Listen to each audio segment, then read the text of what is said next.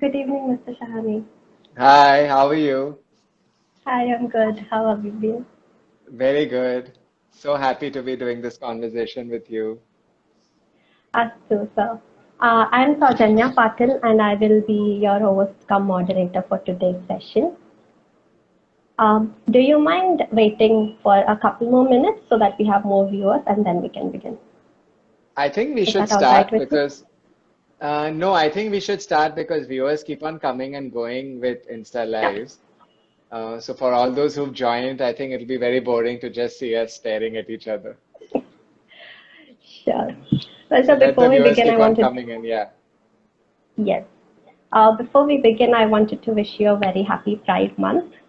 Thank you. Hi. And Happy for, Pride to you. Yeah. thank you. For our viewers who do not know Mr. Shahani, I'll quickly introduce him. Mr. Parmesh Shahani is an MIT graduate who has been working since the past 10 years with Godrej India Culture Lab. And when he is not brainstorming in the boardroom, he is busy trotting the globe from country to country, events to events, TED Talk to TED Talks, colleges to colleges, proudly waving a rainbow flag and educating the people about the queer community. His most Pre-COVID. Pre-COVID. All that was pre-COVID, yes. pre-COVID.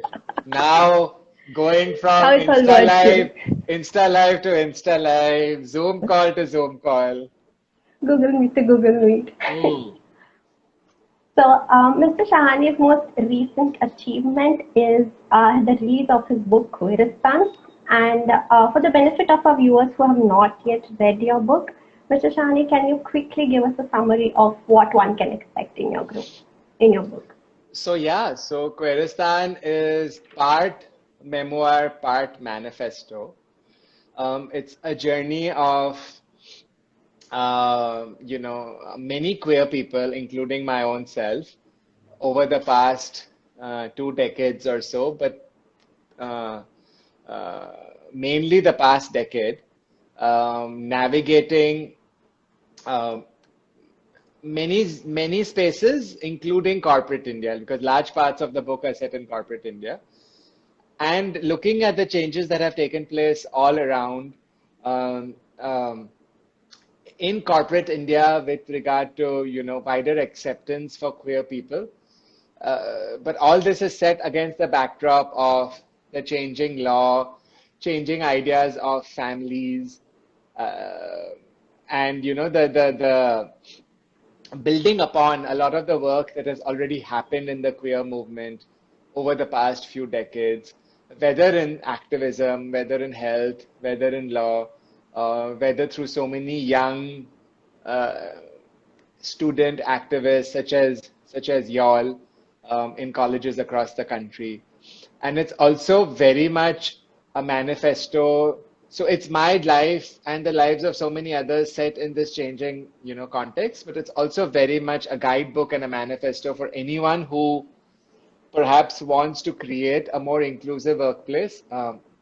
So large parts of the book are about why inclusion is important, why LGBTQ inclusion is specifically beneficial for companies and organizations in terms of economic uh, benefits, in terms of the innovation potential, in terms of the talent that it is able to draw into the organization. Besides, of course, a very fundamental reason of equality and justice. So, and it's also very much about showing organizations how you can be more inclusive by outlining very clear steps in terms of policies, processes, culture change, communication strategies, and so on. So it's this big, rambling Hindi movie kind of a book with which has masala and something for everyone. I mean, there's khushi, there's gum, there's songs, dances, there's fight sequences, there's humor, There's uh, Gyan in your own words, there's Gyan. and all of that. It's a business book that's written like a masala movie, and yeah, that's what it Yeah, is. well, it does sound interesting, and I hope more of our viewers read the book. Now, while we are on the topic of corporate India, a lot of us queer students are stepping into the world of corporate. So, what do you, what can you tell us about what to expect from the corporate world as a queer aspirant? I think right now, as a queer aspirant, what you can expect is the corporate world is slowly becoming cognizant of the fact that there is that they need to be doing a lot more for the reasons that I just outlined. They're understanding more and more the importance of diversity and inclusion, including the importance of making sure that LGBTQ inclusion is part of the overall inclusion agenda. They're understanding the human rights case, the Hmm. economic case, the innovation case, the talent case, and so on. But they are not very, very clued in into actually what they need to be doing in Hmm. terms of specific policies, such as maybe, same-sex partnership benefits or gender affirmation policies or dress code policies, specific infrastructure, such as, for instance, all gender washrooms, um, specific cultural change and interventions, whether it is in unconscious bias training, whether it is in uh, just overall knowledge, especially of people who make hiring decisions within Hmm. organizations, about what it means to be queer, how to address queer people, how to, uh, not say silly things, for example, or whatever. How to really, really, really ensure that your atmosphere is such that queer people feel that they're welcome and they belong, and they want to contribute. And taking a step ahead into how do you make sure that if you're interested in LGBTQ inclusion, it's not just something that HR does, but could it be linked to your corporate social responsibility? Could you be supporting queer NGOs, especially at this time, right? Because Yeah. COVID is still rampant. Queer people have suffered way more than others, uh, and at this time, simply because of the level of marginalization that so many queer people have. So I think corporations are very early on in understanding that they need to really, really reach out. And when they're talking about diversity and inclusion, especially of queer people, it's a comprehensive thing that starts with, policies, processes, culture, goes out all the way up to outreach, and also communication. It's very exciting to see how so many smaller companies, like say Bhima Jewelers, for example, have gone out and made ads that are Hmm. supportive of the queer community recently, alongside the larger ones. Like recently, there was a wonderful ad that Faraz made for Netflix featuring Sushant. Uh, and it was wonderful because it was about LGBTQ inclusion, and it had queer talent in front of the camera as well as behind the camera. And, so I think a lot of work needs to be done for organizations to really understand that caring about LGBTQ people is not just showing up during Pride Month, um, attaching some rainbow thing to your logo, and then disappearing for 11 months, but really about engagement. So, to answer your question, what should queer students look at when you reach out to organizations as you embark on your journey? I think please hold your organizations accountable. Please reach out. Please tell your organizations that you are talent, that you will only work for organizations which value you, which offer you the best in class policies, are trying hard to create an inclusive culture, are supporting our queer communities whenever we need it, and are not shy about their support and are taking this all the way ahead in terms of the communication, product, etc. So recognize that the organizations you join might have good intent, but they might be slow in execution. And so Ex- hold them accountable and push them forward. And be those change agents within your organizations as well at this moment. So take their intent and convert it into action. As you mentioned, a lot of organizations are moving forward. They are becoming more inclusive in nature. But do you think these queer-centered policies uh, suffered a blow during the pandemic? I think unfortunately, we have many myopic organizations, and we have some future-oriented organizations that really understand where the long-term interests lie.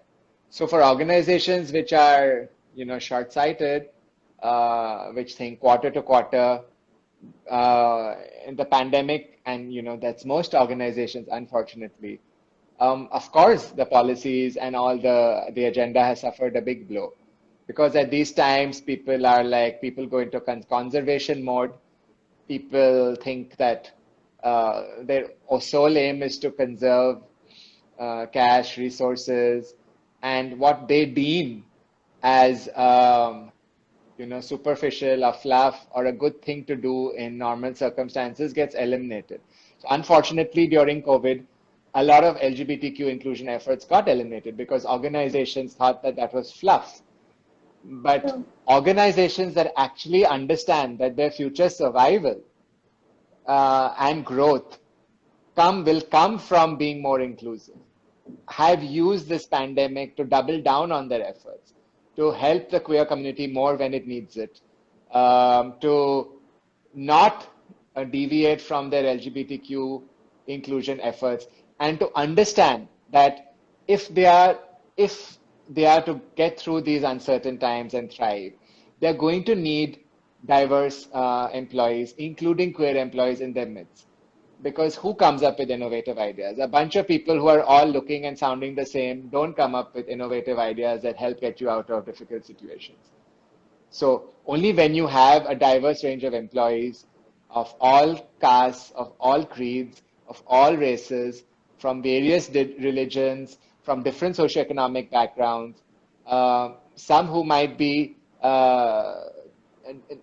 able, some who might be differently abled, some who might be heterosexual, some who might identify as queer in different ways. It's only when you have a range of employees that, in a sense, reflect our society outside, that you can then have the human capital that is necessary for you to innovate, to think, to share experiences with you about what is happening in the world outside, and to come up with solutions to combat these challenges. That you're not going to do it if it's a room full of men, or if it's a room full of able-bodied people, or if it's a room full of upper caste people, or if it's a room full of, right? I mean, similarity does not lead to innovation. So I think organizations which have understood this and which have doubled down on it in the past year are going to reap benefits that are exponential over the coming years. Organizations that don't, that have only thought in the short term, well, I think as your generation grows up and starts acting with your bodies, which means you will only enter a workplace if you believe in it, and if you think that they don't have the values or that don't reflect your values, you will not give them your talent, or that speaks with their money. As a customer, you will not buy from organizations who don't share your values. As your generation enters the workforce and the consumption force, the organizations that are not committed to inclusion will wither away and die. So I hope that people who are listening to this understand that if you work in any kind of organization, it is in your interest to be inclusive. It's in your future survival to be inclusive. On a more microscopic level in the corporate world, what if a queer person discovers that their supervisor or a colleague is queer phobic? How do you suggest someone like that passes through the challenges? So I think it's very, very hard. So which is why I think organizationally you should have very clear policies in place, right? So you should have anti-discrimination policies in place that explicitly state that you can't discriminate against anyone on the basis of various characteristics, including their sexual orientation, their gender display, and so on. Because then at least you have recourse. I think it's case by case, and it's very, very hard because some people might be out, some people might choose not to be out, And I'm not an advocate of everyone should come out at the workplace. I tell Mm. all queer people I meet, please be strategic. Come out only if you feel comfortable, only if you get a sense of comfort that the organization is invested in your safety and well-being. If you need the job and you want to be promoted, etc., and you feel that some people are homophobic and etc. I mean, I don't think that the onus of heroic activity should be on every queer person. I think organizations need to take up some of this burden. So I think it's very personal. It depends on whether the person is out or not out, whether the person wants to take it up informally with the colleague or supervisor and say this doesn't make me comfortable. Whether the person wants to go to HR, whether the person wants to cite the law in that the company has under which this is this makes the person uncomfortable, whether the person wants to recommend to the organization that they, conduct sensitivity training for teams, etc. So I think it's case by case, but which is why it certainly helps when you have the basic protection in place in terms of policies, right? Because if you don't have that, and if it's much harder for you to have that recourse, which is why I think you need to have the policies in place and you need to be communicating the policies to your employees so that people understand. Yeah. My next question is, what more can educational institutions do to be more inclusive towards their students? Oh, so much. So much. I mean, like from where do we start also, right? Because there are so many LGBTQ uh, spaces or organizations like yours within colleges that are student run, that are complete student initiatives, that don't have funding from the college itself, that are completely voluntary. Like, I don't know if BITS Pilani itself has policies for its professors. I don't know if y'all offer same-sex partnership benefits to your professors who might be queer, if y'all offer gender affirmation surgery for your professors.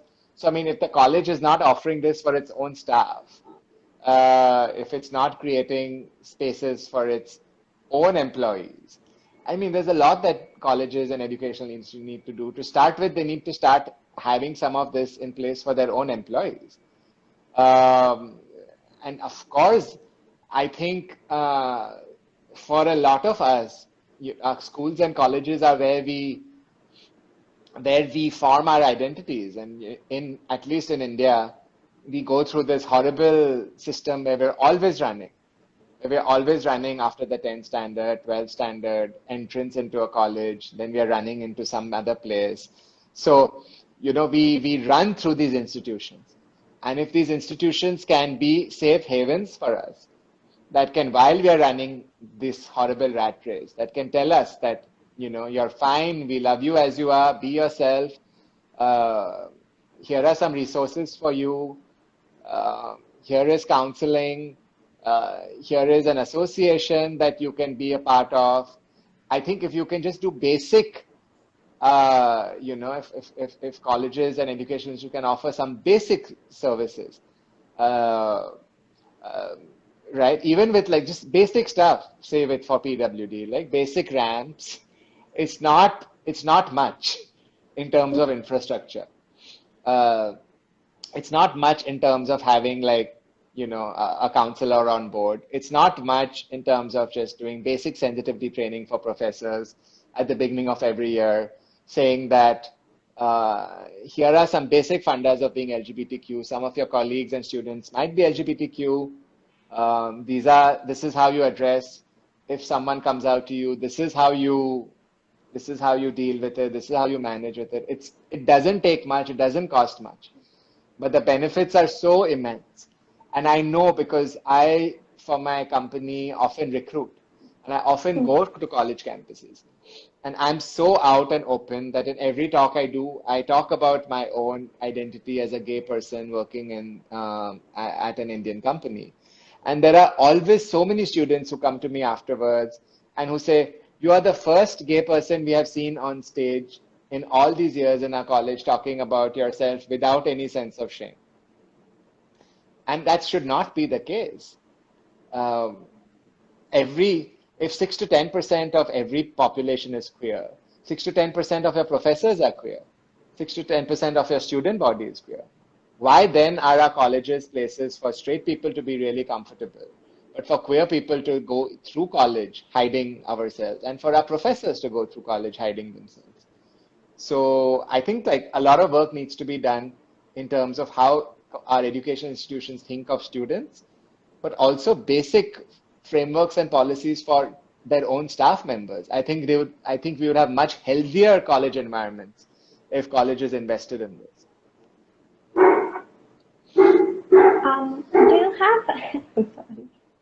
Do you have any advice or insights, or in your words, any general gyan that you would want to give to queer aspirants to overcome the overall hurdles that the system has in place for us? I think it's very unfair that, queer aspirants have to do all this labor as well. In terms of why do we have to overcome? Why do we have to put in the extra effort? Straight people can just be themselves and be hired on merit, whereas we have to do all this extra work of overcoming the hurdles. I think it's extremely unfair. So, and I think your dog agrees with me. They're barking in support. So, unfortunately, it's a very unfair world. And as I write in Queeristan as well, I mean, I don't feel like I need to be making this case. People should be hiring us simply because we are talent. We shouldn't need to be saying that we will make you money, we will make you more innovative, it's good for you, it's good for society, right? We should just be hired because of who we are.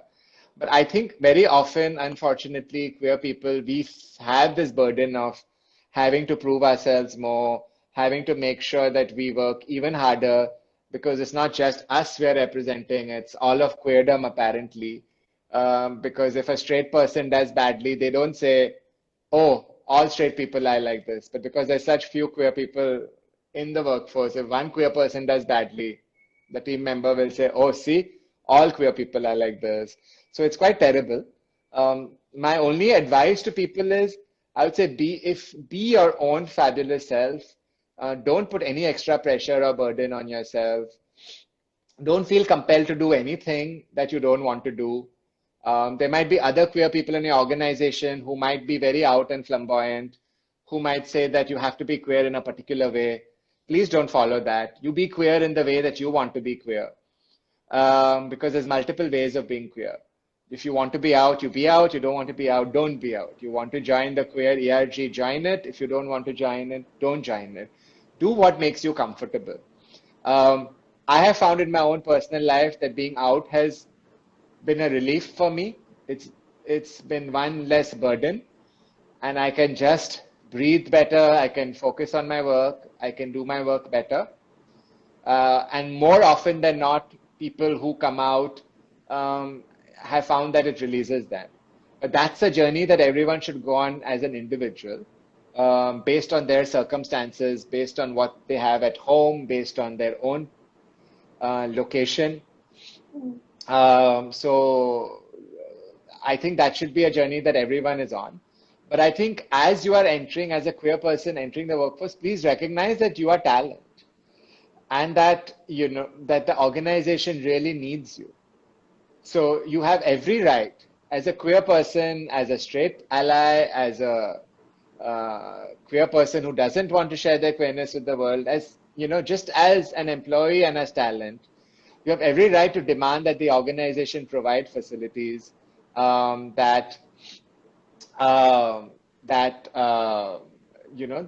treat everyone with dignity, with respect, and give you all the benefits that other people have as well. So, and I think this is true also, as I said, for straight allies. The people asking for changes and policies and culture, etc., shouldn't be queer people all the time. If straight allies come on board and say, look, we would really like this organization to be like this, it makes a big difference. In fact, a lot of the LGBTQ employee resource groups, etc., across the country are full of straight allies, because they realize that it's also to their benefit, right? When you create an inclusive organization, everyone benefits. So Um, yeah, JKRTY22. I kind of touched upon that earlier as well in one of my comments. I said, if you can, I mean, if you can, you must correct them in terms of saying, I don't see how that is funny. Or, earlier I would do a lot of, I would call out, but I heard at another one of these lives, I can't remember from who, I heard about the concept of calling in and saying that maybe you can, if someone makes a homophobic comment, maybe one way of addressing it is by treating it as maybe that person is ignorant and not homophobic, and saying, I don't know if you are aware, but but many people would find this comment, to be offensive, and maybe you don't know the right term, but let me educate you.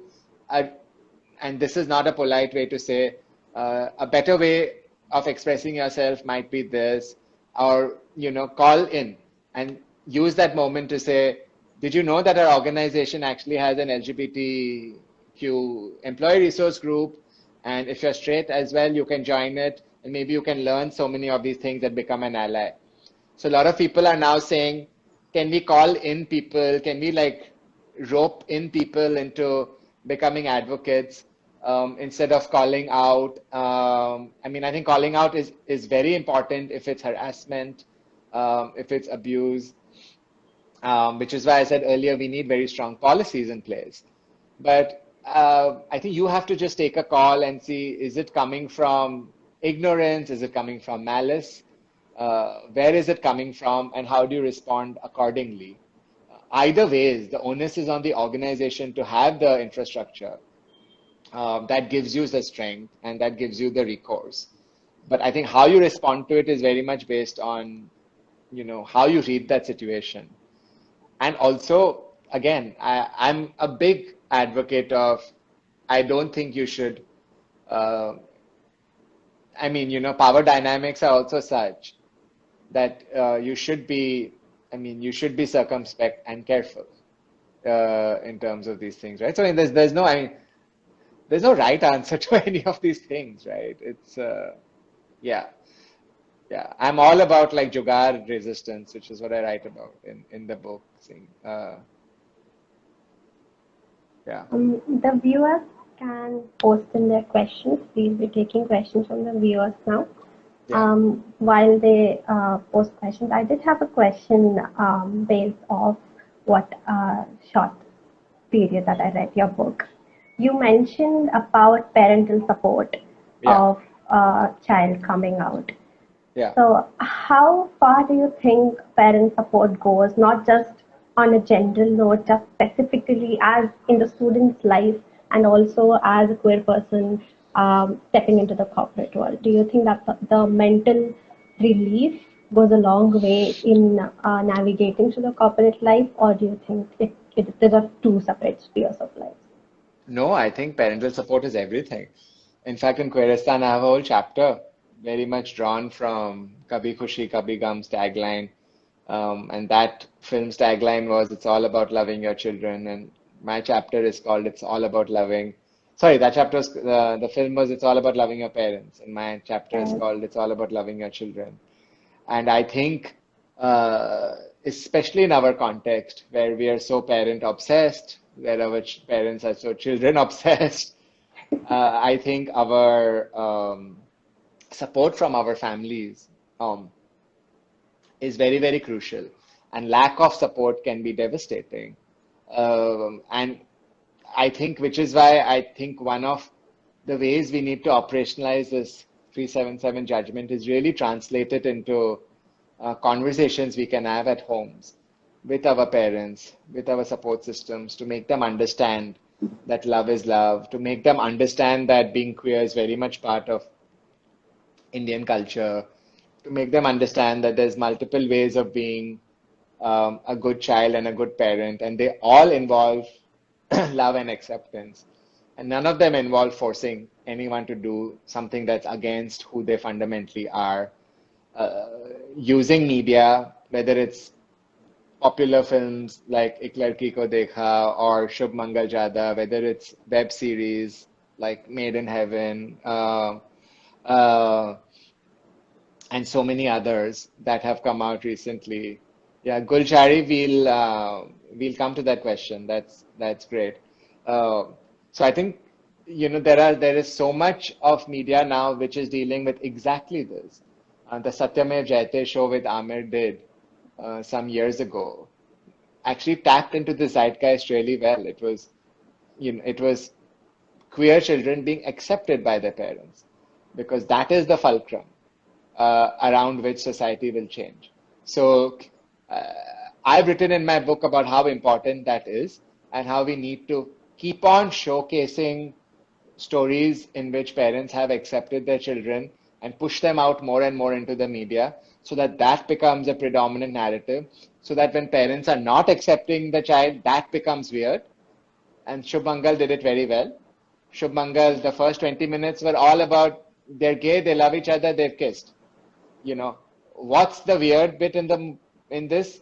The parents. They're so weird, they're not accepting, right? So you kind of really shifted the burden of acceptance on the parents, which is how it should be. I think we need to showcase so much more in media so that our parents who see this push conversations out there. We need a lot of positive role modeling in multiple ways. And I think the way I've presented it in Queeristan is very much that our companies also need to act in loco parentis. Indian companies need to act like good parents. Indian companies need to say that we love you for who you are. We are here for you. Here is a support system. We embrace you. Be the best version of yourself, which is what good parents should do, and which is what good Indian parents also need to do. Instead, so many Indian parents say, we love you, but can you change? We love you and we know you're queer, but can you just marry this person because log kya kahenge? We love you, but can you not tell other people about who you are because I don't know what? So that's not good parenting. That's crap parenting to me. So good parenting is what Ghazal Dhaliwal's parents did. And Ghazal and her parents spoke about it on Satyamev Jayate so many years ago. When Ghazal transitioned, Ghazal's parents understood, they accepted, they supported her all the way. They went from neighbor to neighbor saying that this was our son, now this is our daughter. That is what good parenting is. So, and to answer this question about guilt that came up earlier, as a queer person, what about the guilt that your parents should be feeling? That they are stifling you, that they are not empowering you to be the best version of yourself. So I think instead of thinking of, your guilt as a queer person, you don't need to be guilty for who you are. You are wonderful and beautiful, and you are perfect. Your queerness is not a choice. God has made you this way, or the universe has made you this way. You're born this way, as Lady Gaga says. So I don't see why you should feel guilty about something that is so natural and so intrinsic and so beautiful. So please, we have enough of guilt in this world, and we have enough of self-loathing, and we have enough of this. As a queer person, please, you don't need to feel guilty. After 2018, finally, thankfully, we don't even have this 377 hanging over our head like this ridiculous regressive law. We're not equal, but we're not criminals. So if anyone has to do some work, it has to be our families who need to expand their minds and open their hearts. So you can help them along on this journey, but please, as a queer person, stop this guilt nonsense. If anyone should feel guilty, it should be your parents or your families for not seeing you for who you are, for not embracing you, and for not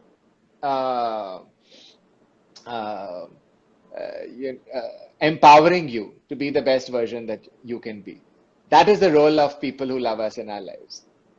To empower, not to stifle. So I don't know if that answered your question, but I hope it gave you some sense of that I would really want you to like stop this Rona Dhona. I think those were the questions we had. Thank you so much, Mr. Shahani, from me, from Anchor. Thank you so much for your time. Thank you for your insights. And like Balakrishna said, it was really a very heartwarming session. Thank you so much. And I hope we get to converse with you again. Thank you, and Thank you you. are the future of our country. Please don't forget that. The responsibility, the future of the queer movement, the future of inclusion lies on with all of you. So it is up to you to imagine a more inclusive India, one that treats all our different minorities equally, whether it's sexual minorities, whether it's people with disabilities, whether it's people from various religions, different castes, and so on. You have to co-create this ecosystem. So I hope that as you all graduate, as in whatever you all do in your lives, in every step of the way, you keep inclusion and you keep this mindset as something that you will always like, in a sense, create through. That's my hope and prayer. Thank you so much. Thank you. And huge thanks to all our viewers. Thank you, sir. Thank Bye, you. everyone.